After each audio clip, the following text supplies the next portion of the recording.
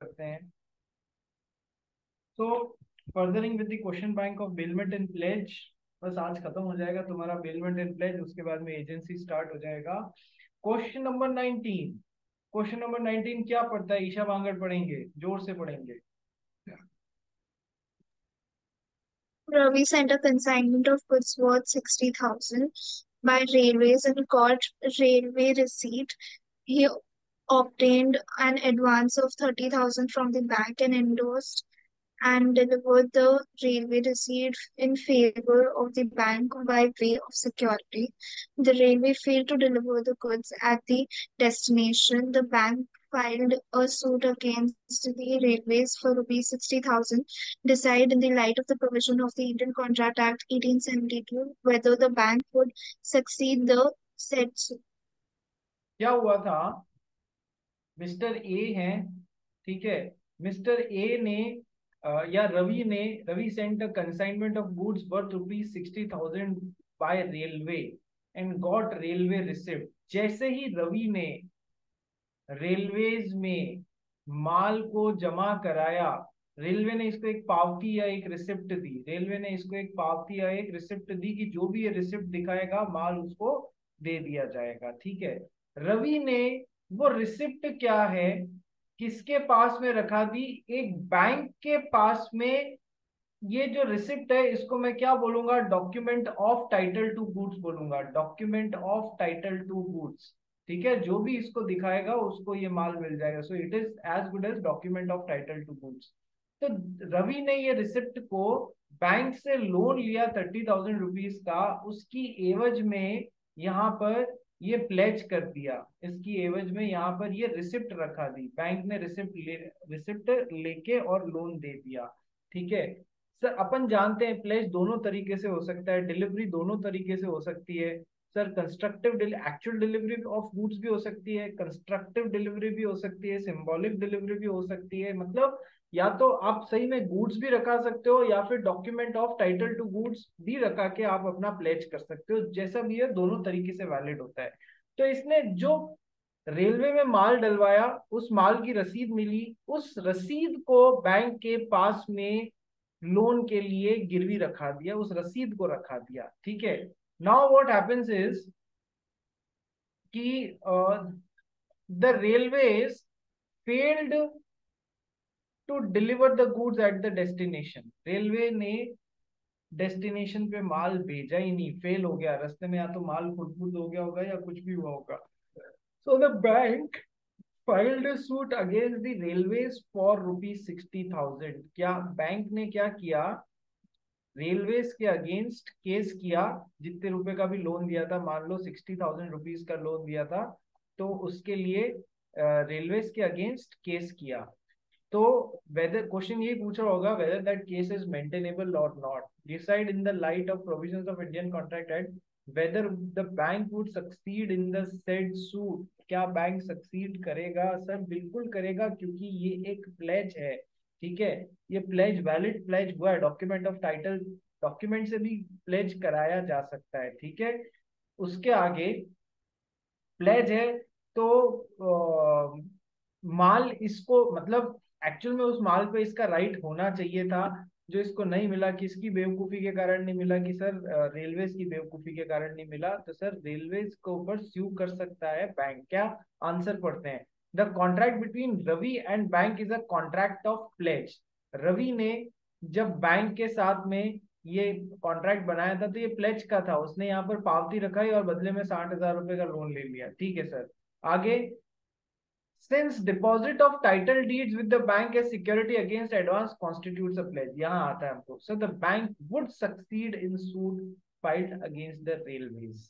Railway bank ने फिर railway के खिलाफ केस किया, वो बिल्कुल वैलिड है। तुम्हारे दिमाग में एक क्वेश्चन आना चाहिए था कि सर कॉन्ट्रैक्ट तो बैंक और रवि के बीच में हुआ है या फिर रवि और रेलवेज के बीच में हुआ है, ठीक है। कॉन्ट्रैक्ट, दो कॉन्ट्रैक्ट्स बन रहे हैं। एक तो रवि ने रेलवे में माल चढ़ाया इसका, और दूसरा रेलवे ने बैंक से रवि ने बैंक से लोन लिया उसका। तो sir how can bank put a case on railways? How can a bank put a case on railways sir doctrine of privity of contract काम करेगा या नहीं करेगा? Doctrine of privity of contract की कॉन्ट्रैक्ट जिन जिन के बीच में है केवल वही केस कर सकते हैं। सर ये स्पेशल कॉन्ट्रैक्ट्स हैं, स्पेशल कॉन्ट्रैक्ट्स में स्पेशल प्रोविजंस हैं, स्पेशल प्रोविजंस हैं कि प्लेज के केस में क्या क्या होगा। जब किसी चीज को लेके स्पेशल रूल्स बने हुए होते हैं, ऑर्डिनरी रूल्स से ज्यादा स्पेशल रूल्स उस टॉपिक पे बने हुए होते हैं, तो हमें स्पेशल रूल्स को फॉलो करना पड़ता है या नहीं करना पड़ता है? Yes sir. तो सर ऐसे केसेस में, प्लेज के केसेस में, माल पे एक्चुअल में राइट रेलवेज का था, तो सर रेलवेज जो है नहीं सॉरी, माल पे एक्चुअल राइट बैंक का था, क्योंकि उन्होंने पावती के तौर पे उसको गिरवी रखा था।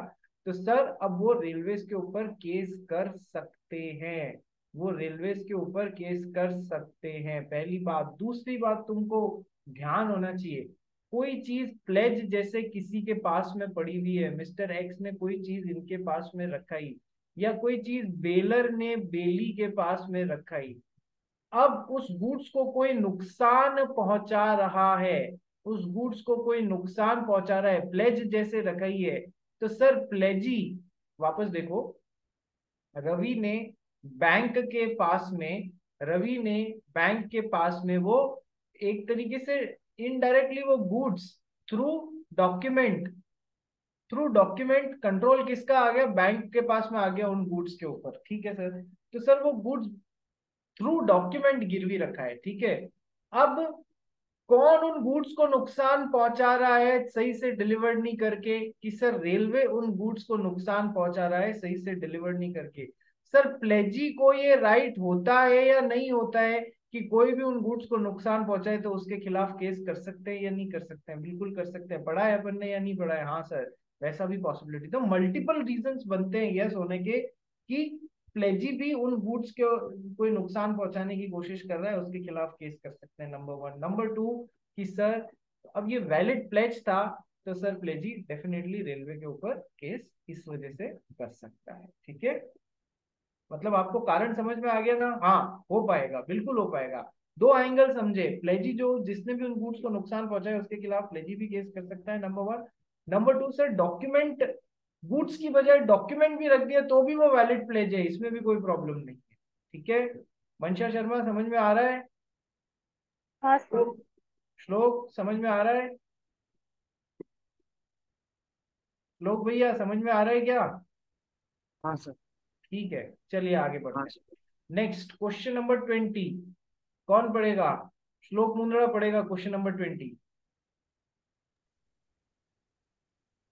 A hires a cycle to B. The brakes of the cycle are loose. A does not know it. B meets with an accident due to loose brakes and B hold A line. देखो, ए ने B को एक cycle किराए पे दी, किराए पे दी, A hires this cycle to B, break cycle के सही नहीं है, ए को उसके बारे में पता नहीं है, तो वो इन्फॉर्म कहाँ से करेगा? ठीक है, तो B meets with an accident. Sir जब नॉन ग्रेशियस बिलमेंट होता है तो सारी चीजों के लिए बेलर रेस्पॉन्सिबल रहेगा, good should be appropriate, can be hold a liable, it is one of the duties of a baler to disclose the faults in the goods billed, ठीक है, ये अपन जानते हैं। अब बेलर फॉर रिवार्ड यानी कि non gratuitous बिलमेंट में is responsible for all the defects in the goods billed whether he is aware of the defects or not, if he does not disclose them to the bailey, यदि पता है और बेली को disclose नहीं किया तो फिर रेस्पॉन्सिबल, पता नहीं है तो भी रेस्पॉन्सिबल, क्योंकि जो गुड्स हैं वो फिट फॉर द पर्पस होने चाहिए। तो साइकिल जिसके ब्रेक ही सही से काम नहीं कर रहे हैं वो कैसे फिट होगी for the purpose of giving on rent और हायर? इस वजह से, इस वजह से thing is a hires his cycle, तो मतलब वो रिस्पॉन्सिबल रहेगा चाहे उसे पता नहीं था, इससे कोई फर्क नहीं पड़ता है। ऐसे क्वेश्चन हमने कल भी किए हैं। Let's come to the next question. Kanak question number 21 पढ़ेगी। A gives a piece of cloth to B, a tailor, to stitch it into a coat. B promises A to deliver the coat as soon as it is finished and to allow 3 months credit for the charges. Can B retain the coat until he is paid for? देखो right of लियन के ऊपर question है ये, right of लियन के ऊपर question है। खनक ने अपना एक ड्रेस टेलर को सिलने के लिए ड्रेस मटेरियल दिया कि मुझे सिल के दे देना। टेलर ने इसको 3 महीने का क्रेडिट पीरियड दिया, 3 महीने का क्रेडिट पीरियड दिया पैसा चुकाने को। तो क्या ये 3 महीने के लिए ड्रेस को अपने पास में रख सकता है कि sir for the payment purposes, क्या ये राइट ऑफ लियन उस ड्रेस को एक्सरसाइज कर सकता है? सर यदि कोई क्रेडिट पीरियड अलाउ किया गया है तो फिर उस प्रोडक्ट पे, उस जिस पे इसने अपना स्किल या लेबर एक्सरसाइज किया है, उसको उसके ऊपर राइट ऑफ लियन एक्सरसाइज नहीं किया जा सकता, नहीं किया जा सकता। यदि कोई क्रेडिट पीरियड अलाउ किया है तो फिर राइट ऑफ लियन कैसे आप एक्सरसाइज कर सकते हैं? आप उसे अपने पास में नहीं रख सकते, इसको देना पड़ेगा। ठीक है, ये कोई ऐसी सिचुएशन हो जाती है, कोई ऐसी सिचुएशन हो जाती है जहां पर 3 महीने तक खनक उस ड्रेस को लेने ही नहीं गई। खनक चली गई पुणे में पढ़ाई करने, इसका एडमिशन हो गया था कहीं किसी अच्छे कॉलेज में, तो ये पुणे में पढ़ाई करने के लिए चली गई, वहां से पहला सेमेस्टर खत्म करके आई, जितने 4 महीने निकल गए। 4 महीने बाद अब ये यहाँ जा रही है। अब तो ये 3 महीने का क्रेडिट पीरियड खत्म हो गया, तो क्या अब ये टेलर अपना पेमेंट के लिए राइट ऑफ लियन एक्सरसाइज कर सकता है? सर अब तो कर सकता है, क्योंकि क्रेडिट पीरियड एग्जॉस्ट हो गया, अभी तक पेमेंट नहीं आया है, तो डेफिनेटली ये अपना राइट ऑफ लियन एक्सरसाइज कर सकता है। लेकिन जब तक क्रेडिट पीरियड उधार के समय दिया हुआ है तो उस दौरान वो राइट ऑफ लियन एक्सरसाइज नहीं कर सकता है, फिर उसको देना ही पड़ेगा यहाँ पर खनक को। ठीक है, बात समझ में आ गई कि सर स्टिचिंग के लिए दिया, B promises A to deliver the coat as soon as it is finished and to allow 3 months credit for the charges. Can we retain the coat until he is paid for? No sir, we cannot retain the coat until the credit period expires, that is cannot exercise the right of lien. Taylor can retain the court if the credit period of 3 months has expired and the court is somehow किसी भी reason से still with the tailor। 3 महीने बाद चौथे महीने में जा रही है तो फिर वो पेमेंट के लिए जरूर राइट ऑफ लियन एक्सरसाइज कर सकता है। बोलिए समझ में आ गया फंडा क्या है? यस सर समझ में आ गया। Let's come to question number 22। Question number 22 will be read by Riya madam. पढ़िए भाई।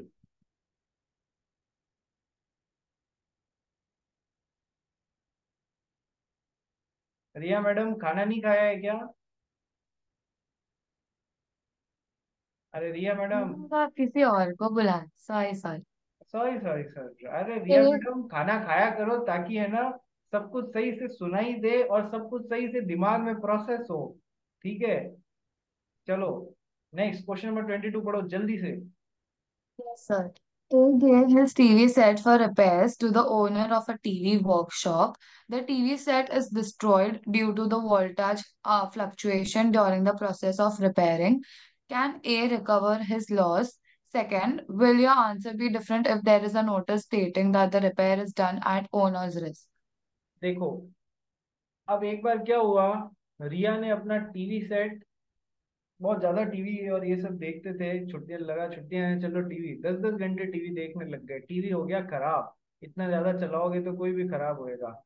तो उसने टीवी को रिपेयर होने के लिए दिया वर्कशॉप पे। वहां पर जब वो रिपेयर हो रहा था सडनली इलेक्ट्रिसिटी में इलेक्ट्रिक वोल्टेज फ्लक्चुएशन आया। वोल्टेज फ्लक्चुएशन में समझते हो ना, कई बार एकदम से वोल्टेज में ये स्पाइक आता है। जैसे कि अपने यहाँ पर नॉर्मल वोल्टेज होता है 220 वोल्ट से 240 वोल्ट के बीच में सारे अप्लायंसेस ऑपरेट करते हैं, एक नॉर्मल वोल्टेज अपने इलेक्ट्रिसिटी में आता है।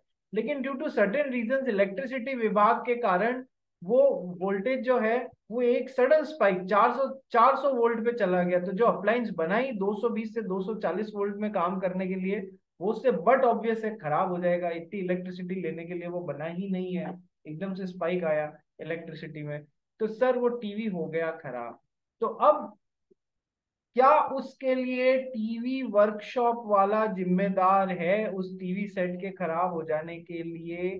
सर देखिए, यदि बेली ने, बेलर यानी कि रिया, एक सेकेंड, बेलर यानी कि रिया, बेली यानी कि टीवी वर्कशॉप वाला, रिपेयर पर्सन, यदि बेली ने रीजनेबल केयर एक्सरसाइज करी है, रीजनेबल केयर एक्सरसाइज करी है टुवर्ड्स दोज गुड्स, ठीक है, उसके बाद में भी रीजनेबल केयर क्या होती है, जैसे कि एक बंदा गिवन सेट ऑफ सर्कमस्टांसेस में अपने खुद के गुड्स के लिए, सिमिलर गुड्स के लिए जो केयर एक्सरसाइज करता वैसी ही केयर करना रीजनेबल केयर कहलाती है। तो यदि बेली ने रीजनेबल केयर उन गुड्स की ली है, जैसे कि ली जानी चाहिए थी एक नॉर्मल समझ के इंसान के द्वारा, उसी तरीके से, तो उसके बावजूद भी उन गुड्स को कुछ नुकसान हो जाता है, तो उसके लिए बेली रिस्पॉन्सिबल नहीं रहेगा, बेली रिस्पॉन्सिबल नहीं रहेगा। वोल्टेज उसने रीजनेबल केयर लिया, प्रॉपर तरीके से सही कर रहा था वो टीवी सेट, उसी दौरान यहाँ पर इलेक्ट्रिसिटी का जोरदार वोल्टेज आ गया, उसके रीजनेबल केयर के बाद में भी टीवी सेट खराब हो गया, तो इसमें उसका कोई दोष नहीं है, ही कैनॉट बी हेल्ड रिस्पॉन्सिबल। इसको ऐसे देखो, मान लो उसने टीवी सेट सही कर लिया होता और अगले और बहुत प्रॉपरली उसको ढक ढका के गया होता और टेबल पे रख के गया होता, टेबल है ना जमीन से 4 फीट ऊपर है, बट उस रात को पता नहीं क्या हुआ कि एकदम से बाढ़ आ गई, बाढ़ आ गई तो 4 फीट के ऊपर ये जो है पानी इतना चढ़ गया, टेबल पे आ गया, टीवी में घुस गया, कि अब वो टीवी सेट खराब हो गया, बट उसके लिए बेली रिस्पॉन्सिबल नहीं रहेगा क्योंकि उसने रीजनेबल केयर लिया है गुड्स का, तो एक्ट ऑफ गॉड भी हो जाए उसके लिए, फिर वो रिस्पॉन्सिबल नहीं रहेगा। यदि उसने रीजनेबल केयर नहीं लिया तो फिर वो बेली ही रेस्पॉन्सिबल रहेगा, भले ही चाहे उसके खुद की बेवकूफी से गुड्स डिस्ट्रॉय हो रहे हैं, चाहे एक्ट ऑफ गॉड के कारण हो रहे हैं, रीजनेबल केयर नहीं लिया तो तुम फंसोगे जिसके पास में वो गुड्स है।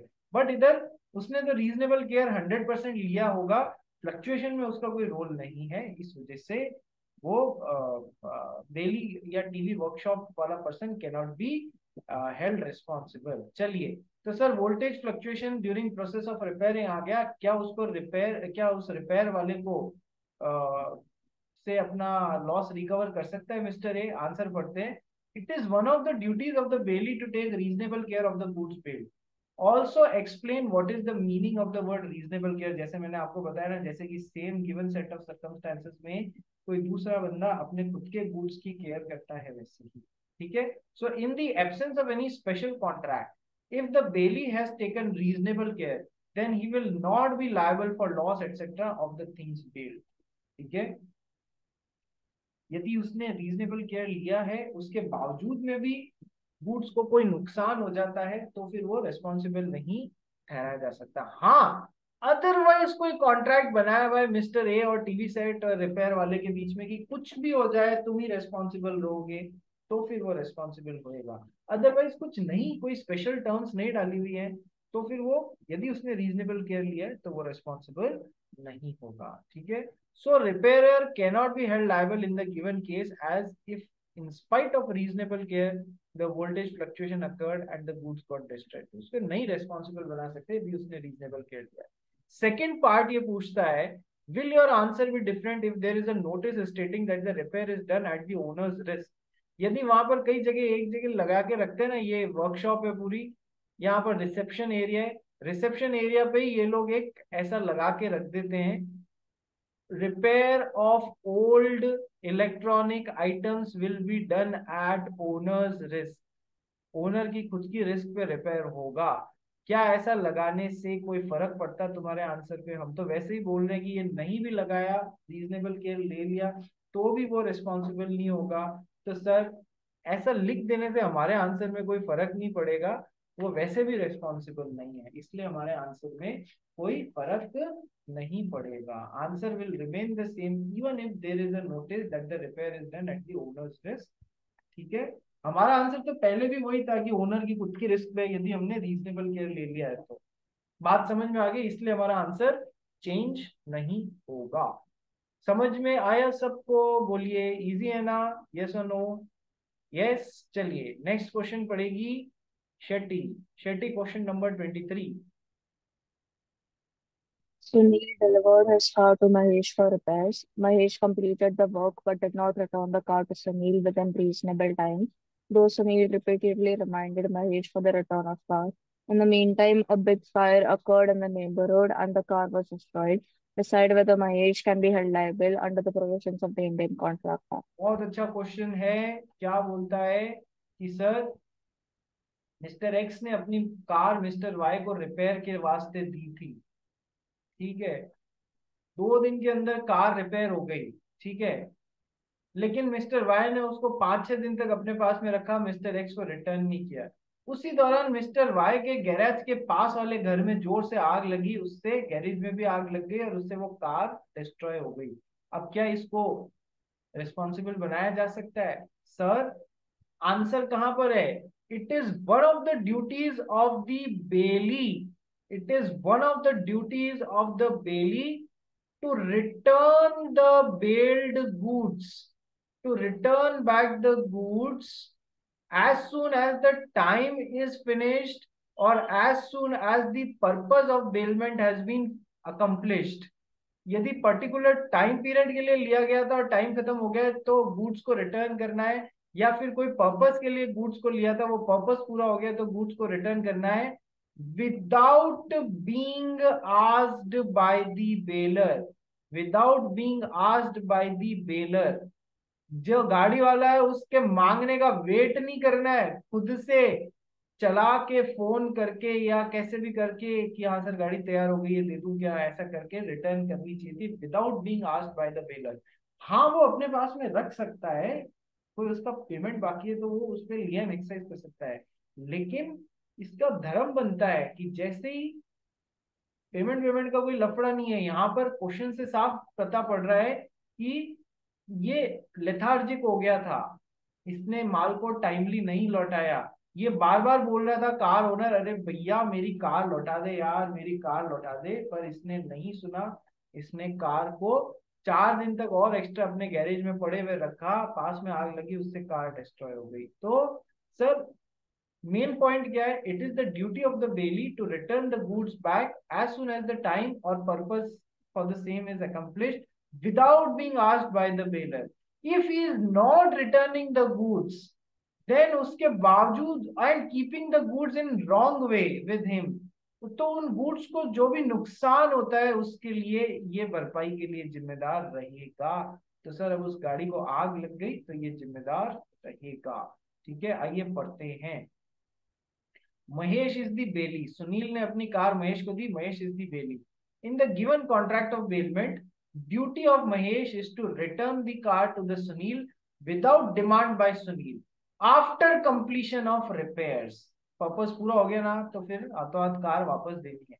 Mahesh is liable to the loss of car by fire since Mahesh failed to return the car within reasonable time of completion of repairs, even though the car was destroyed without Mahesh's fault or negligence or due to extraordinary circumstances or act of God।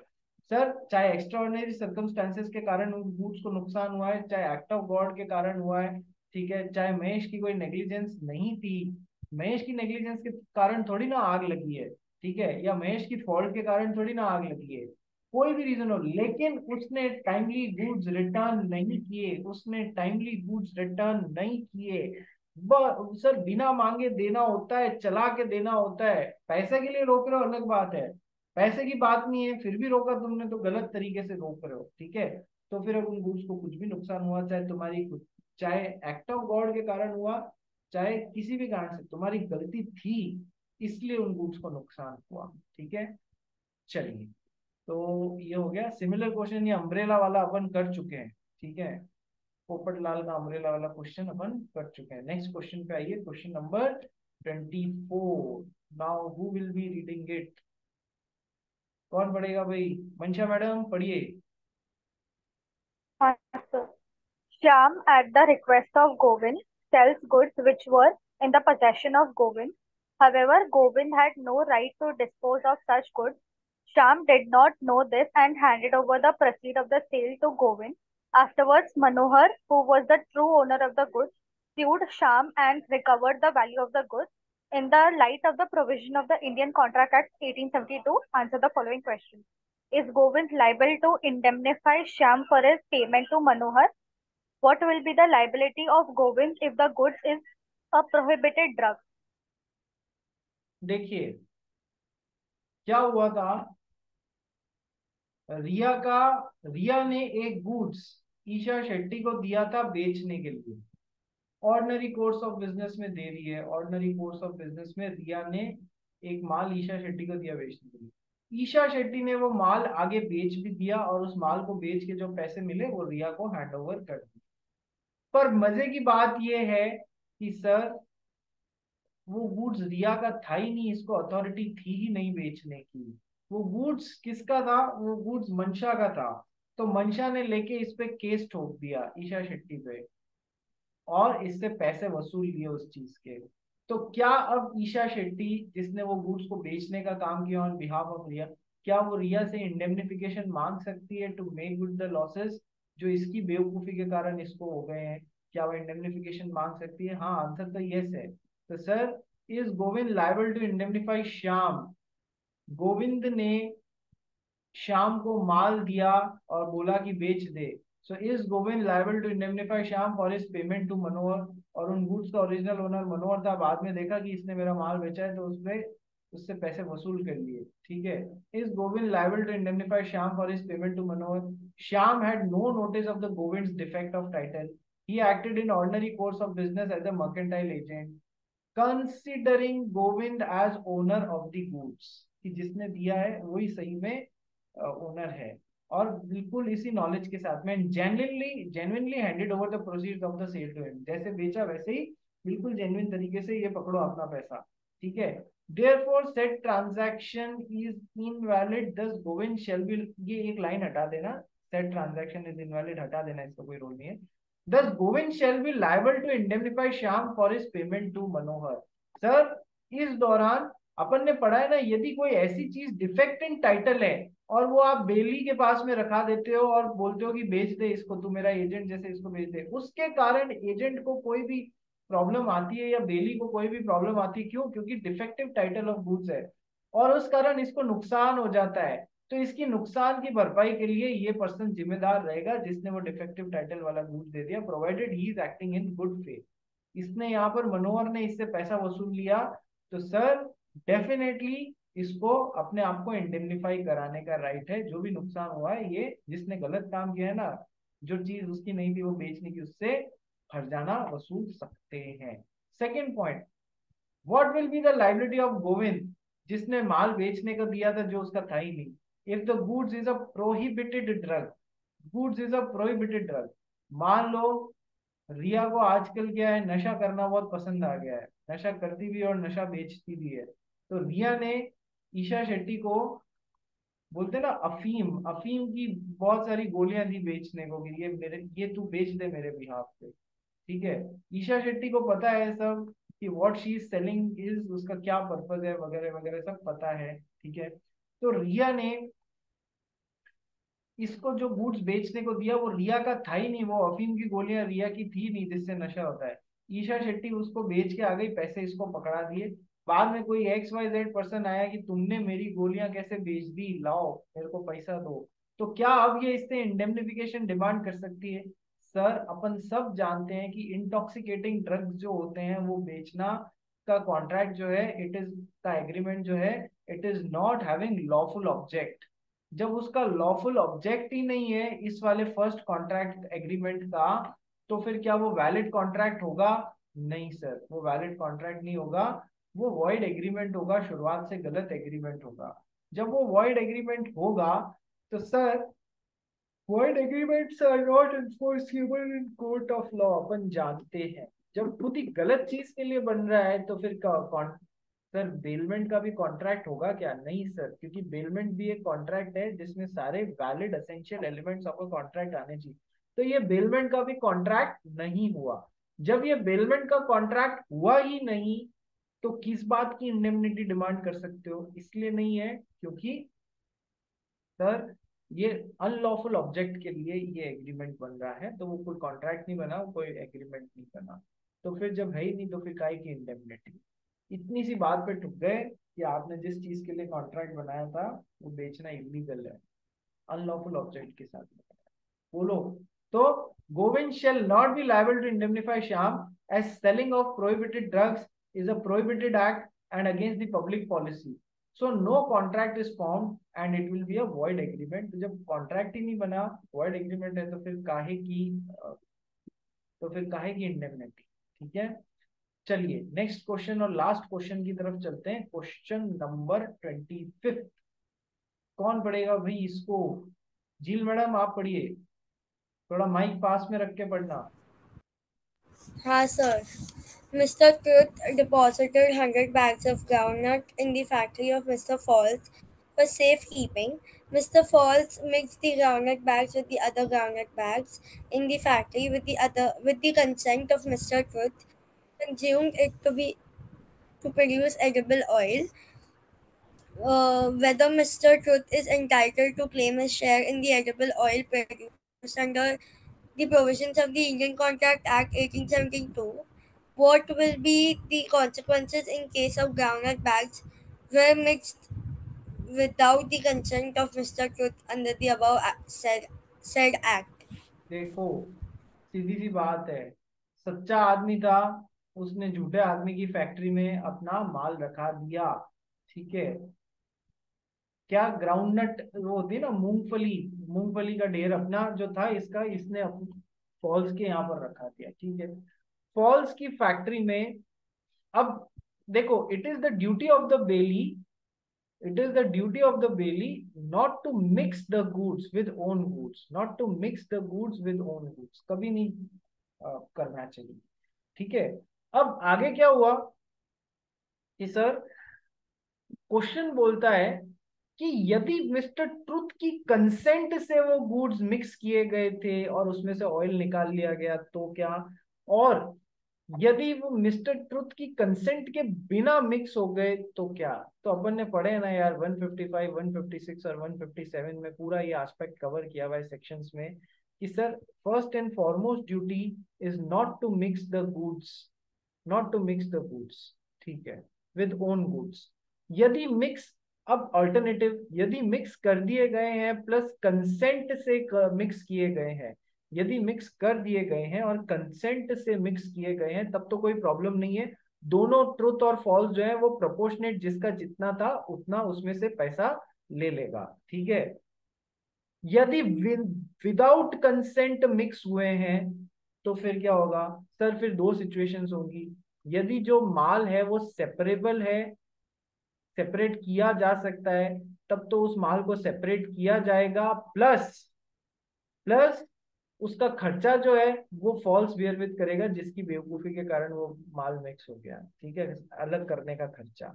यदि वो माल separable नहीं है तो फिर sir Falls would compensate Truth for his losses in the given set of circumstances. जो भी उसको loss हो रहा है उसके लिए कंपनसेट करेगा। ठीक है, तो ये पूरी बात, duty of bailee not to mix the goods, यदि कंसेंट से मिक्स हुए हैं तो दोनों प्रोपोर्शनेट इंटरेस्ट अपना मिक्सचर में से ले लेंगे, यदि कंसेंट नहीं हुआ है तो सेपरेबल और नॉट सेपरेबल। तो पहला question, sir whether mister Truth is entitled to claim his share in the edible oil, यदि खुद क्वेश्चन दे रहा है कि कंसेंट से मिक्स हुए हैं तो हाँ सर वो क्लेम कर सकता है, क्योंकि ये वाला पार्ट लगेगा जहाँ कंसेंट से मिक्स हुए हैं, ये वाला पार्ट लगेगा। सेकेंड, यदि groundnut bags were mixed without the consent of mister truth, तो फिर क्या हो गया कि सर एक बार मिक्स कर दिए तो फिर ग्राउंडनट को आप सेपरेट तो नहीं कर सकते हो। ठीक है, तो फिर Fall shall be liable to compensate mister Truth, क्योंकि सेपरेट किया ही नहीं जा सकता है मूंगफली के दानों को कि कौन सा किसके दाने और कौन से किसके, इट इज नॉट पॉसिबल। ठीक है, तो इसी के साथ में हमने हमारा बिलमेंट और प्लेज का भी क्वेश्चन बैंक कर लिया है। ये क्वेश्चन बैंक मैंने आपको ऑलरेडी दे दिया है। ठीक है, अब आप लोग ज्वाइन करेंगे वापस सेम लिंक पे ताकि हम लोग अपना एजेंसी वाला पार्ट स्टार्ट कर सकें। Quickly join.